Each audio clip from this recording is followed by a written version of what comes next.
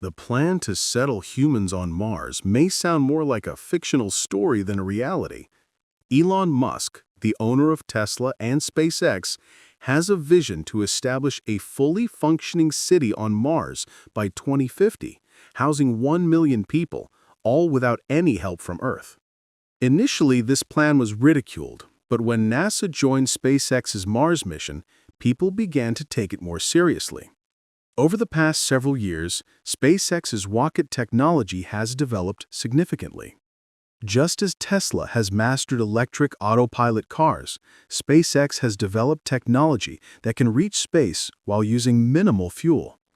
Mars, which is 62 million kilometers away from Earth, is set to be reached by SpaceX's Starship, which runs on Tesla batteries, meaning fuel consumption will be kept to a minimum. The plan is to get humans to Mars, but the big question remains, how will a colony be possible on Mars? After all, why would Elon Musk and NASA want to send humans to such a barren and lifeless planet, leaving the lush and green Earth behind? There's no oxygen to breathe, no food or water, and temperatures on Mars can drop to minus 100 degrees Celsius, making it hard to find shelter from the cold. With no basic facilities available, how can a human colony on Mars even be possible? When Earth already has all the natural resources for human habitation, why is there a need to send humans to Mars? Over the last few centuries, research about Earth's health has pointed toward alarming conclusions.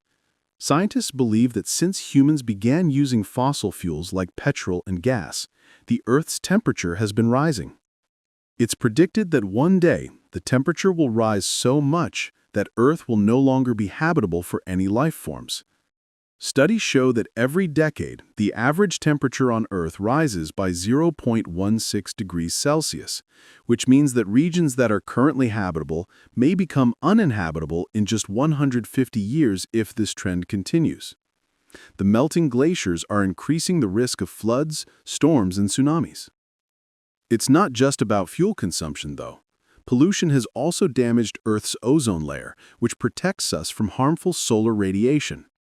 This weakening ozone layer, combined with the rising temperatures, makes it clear that one day Earth will no longer be livable. That's why humans are now looking for a second home, another planet. But why Mars? There are other planets in our solar system too. Venus, for example, is closer to Earth than Mars, but it's not a viable option because of its extreme heat. Venus is the second planet from the Sun, and its surface temperature is so high that even iron would melt. On the other hand, Mars, the fourth planet from the Sun, doesn't have such scorching heat, but its temperature is so cold that it's even colder than Earth's polar regions. Besides the extreme cold, Mars also lacks oxygen and water, two fundamental necessities for human survival. Despite these challenges, NASA and Elon Musk have a plan to keep humans alive on Mars. According to their plan, in 2016, a small group of humans will be sent to Mars with enough resources to survive for at least 2 years, including food, oxygen, and a pressurized environment. Before sending humans, however, protective shelters must first be built on Mars. These shelters will be constructed from Mars's own soil. But the question arises, who will build these shelters before humans arrive? Surprisingly, robots will take on this task. Artificial intelligence robots will be sent to Mars first to begin construction. These robots will work autonomously, and when necessary, they will connect with one another to complete tasks. When the first human group arrives on Mars, they will bring their supplies with them. These robots will help transport their goods from the landing site to a base unit where humans will live in pressurized units. These units will be powered by solar farms on Mars. Afterward, a greenhouse will be constructed to grow vegetables. According to scientific research, initially, only potatoes and beans will be planted on Mars.